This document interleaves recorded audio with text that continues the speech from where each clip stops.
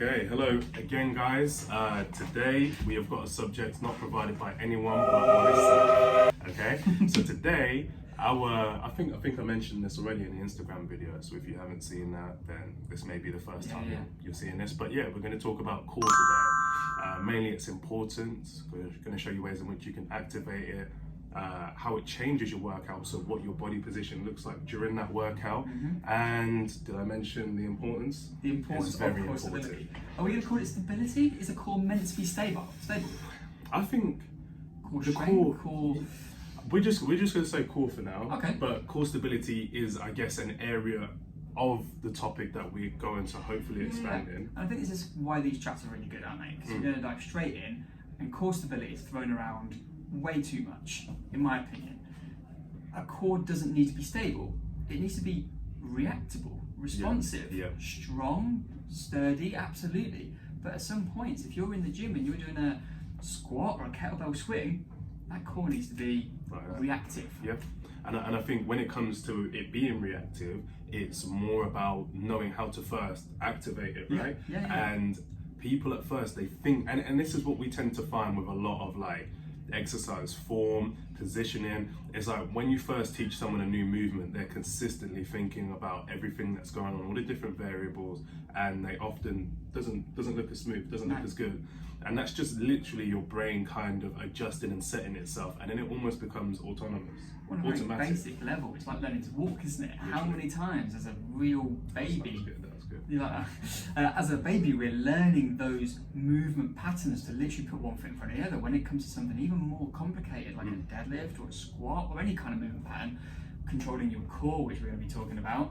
We've got some good drills coming up. We've got to then kind of break out all of our normal movement habits, which for a lot of people are seated, sedentary, or very basic gym movements. We're breaking all of those habits out of the way and going, right, can you move in this particular way?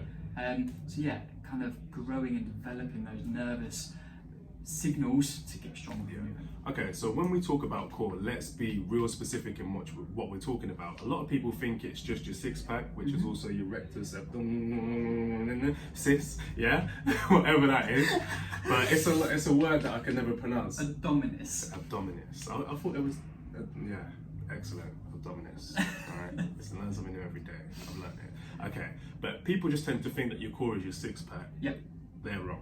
There is so much more. There is so much more. You've got your obliques, you've got your, what's the TVA called? Transverse abdominis. There we go. You've got that. There we go. That thing over that there. One. You also, it's also a lot of core muscles on your lower back as well. You name any of them? No. I've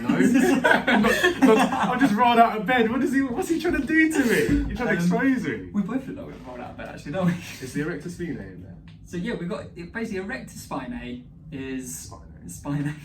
What do you say? Spinae? Spinae. We'll work on your pronunciations at some point. Erector spinae are the muscles on your back that basically help you stand upright. So then on the front of our body, we've got our six-pack and that TVA or transverse abdominis help us flex.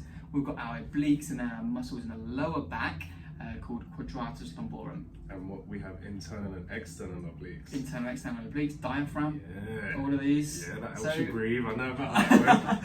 So all of these are playing a huge part, and some of the drills we're going to be talking about later is, can you hold a position and still breathe? And actually then is it important, I'm going to challenge you about it, to be able to hold a position and not breathe? Because then the diaphragm is working like a maximal effort.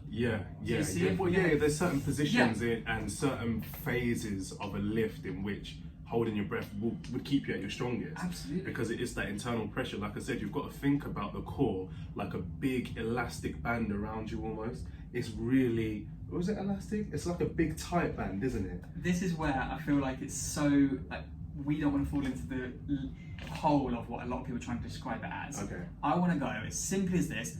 It's a big group of muscles that all work in line with each other. Right, we'll keep it as that. Many different ways. Okay. So like a bicep, we can contract our bicep, we can lengthen our bicep, we can also hold a weight.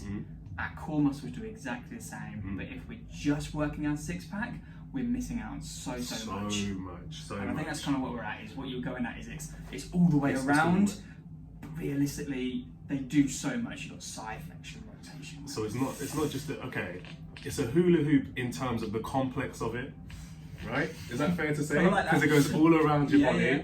but take the elastic out of there. That's fun that away. No, hula hoop's cool. I like that. Hula hoop, complex muscles. Cool. All right. So let's jump into this one, Ben. So we've talked about what exactly is the core, and just beyond the six pack, there is way more to the core. But let's talk about its purpose. Yeah. And of course, then the purpose would influence, I guess, the training of it. Why do we consistently crunch for the aesthetics of our six pack? Yeah. Well, mainly your core's there to protect your spine. Yeah. Supposed to keep stable, right? Yeah. We just said about stable core. A strong core is what keeps you stable. Absolutely.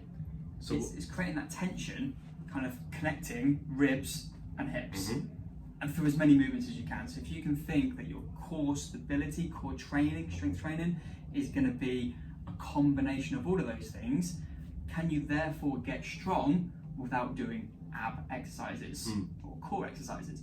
I think so. Yeah, I definitely agree. Things like pull-ups, huge, deadlifts, squats, again, such a huge input in core activation. Yeah, but that's bearing in mind that it is activated, because if you do a deadlift and we're hunched over, yes, then that's when we compromise the back. But then, as we know, the purpose of the core is to protect the spine. So you often know if someone goes, "Oh, that really hurt my back," your core probably wasn't activated during that movement, right? It could be one of the many things we might be a little bit careful with pain, but I'm being mean to him today. He is. No, absolutely. Such a big part on any big movement patterns is to have the right posture. Definitely. The right posture then comes from activating the right muscles, therefore the right muscles being the core muscles. In any movement, if they're not working correctly, you're not doing the right movement pattern for that exercise. It's true.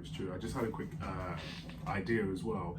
It's like people tend to find that when they do activate their core, they're stronger in a lot of different movements. Yes. They really, really do. Yeah. And it goes along kind of our anatomy. Like, we are stronger when we use our muscles together. Our muscles are made to work together rather than isolated. Yeah. So when you introduce your core into that addition, you've got to think you're now introducing a whole new muscle group into that same movement that you're probably just using your shoulders with. Yeah. Now your core's involved. Yeah. Of course you're going to be stronger Absolutely. in that movement, right? I just want to throw in one of our famous tangents. Yeah.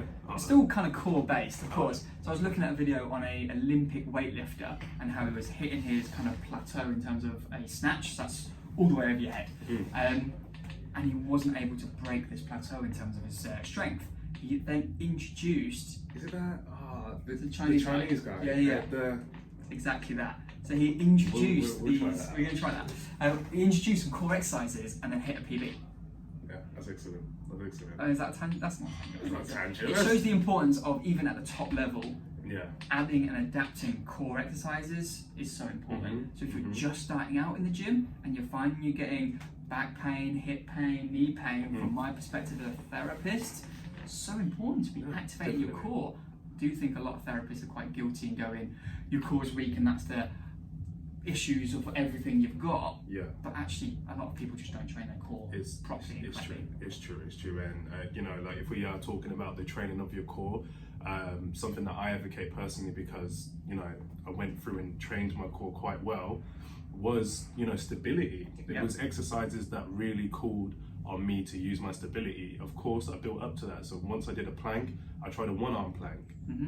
Then I tried a plank on it's a yoga ball, isn't it? Yeah, whatever. There's all sorts of different balls. Then I tried a one-handed plank on that, and that didn't go too well. It was really hard. Video? It's really hard. No, it's like I'm gonna do it for like 2 seconds and then I run away or fall flat on my But face. just quickly there, I think it's important. Stability and balance are two different things. So you can get very good at balancing. It doesn't mean you've got good core stability. Yeah. And that's what you're saying, is you're using unstable surfaces not to increase balance in your core, but to increase muscle activation. So just explain to them quickly what would be the difference, just for them, the difference between balance and stability. If we're totally talking about balance, standing on one leg, lots of muscles are working, but you can practice that input and you'll get better at balancing. Yeah. But it doesn't mean that if you then practice balancing, going into a plank is going to improve. And as you've just said, Naim, it's if you improve your plank intensity, your core stability is going to have improved, but possibly not your balance. So they are kind of two different things that either need to be worked together or one at a time. Yeah. Excellent. Does that make a bit of sense? Yeah, but like we did promise, or I promised you, this would definitely be a short one. I think in terms of what we have left to show you of this video, it's just going to be us doing things. Yeah, yeah. You really will just kind of get this a lot more with viewing it and seeing us do it rather than talking about it, right? And we're getting better at these videos, aren't we? So hopefully what you're going to find is we're going to cut this off shortly. We're going to head out onto the gym floor and you're going to get some voiceovers, we're going to get some education on this to show you the drills that we both like using and how they're going to help you, and then get one of our voices over the top saying how good it is. Excellent. Shall we use the double thumbs up to sign out? So here we are in the studio. He's practicing already at Pump Gyms. This is a very good drill, a Kelly Starrett drill. We'll tag something into the link below. And this is Naim taking part and showing you how to work. So I'm just going to show you a quick bracing sequence that I tend to use myself with my clients. It's mainly used to kind of get your core braced or ready for movements such as a deadlift. Even sitting down, we want to maintain this position. And of course, if we're talking about sitting down, a squat is basically a sit down too. So I'm just going to show you from the side real quickly. So the natural curvature of my spine would make it so that if I put this thumb into my ribs and this thumb into my hips, this is where my hands would lie. The idea is to almost make a rectangle. So my ribs are going down and my hips are scooping underneath you. So to show you that one more time. And I'm creating almost like a circle with my spine. So I'm just going to rotate over towards you guys so you can see it from the front. Again, natural curvature of my spine, my ribs up, and I'm going to compress into a nice rectangle. Release, compress. So again, we've gone into that bracing sequence. Let's go into that deadlift. Nice, strong, braced. We'll go into the squat. Back up, nice and braced. Embrace the brace. Let's go. Cool. So that's a great drill there by Naim, working through connecting those ribs. But if you're struggling to get that kind of link into your core, head down onto the floor and put your fingers just into your lower back. From here, all you're going to try and work on is squeezing your core muscles to try and flatten your fingers into the mat there. Now, if you are finding that you're starting to push through your legs, it's as simple as just lift legs up and try the same again. You can see there that little bit of movement as I engage my core. Now, a common mistake people do is try too hard, overworking this. So start off at about 10 to 25% engagement and build it up and back down. Have a bit of fun with it, play around with these engagements.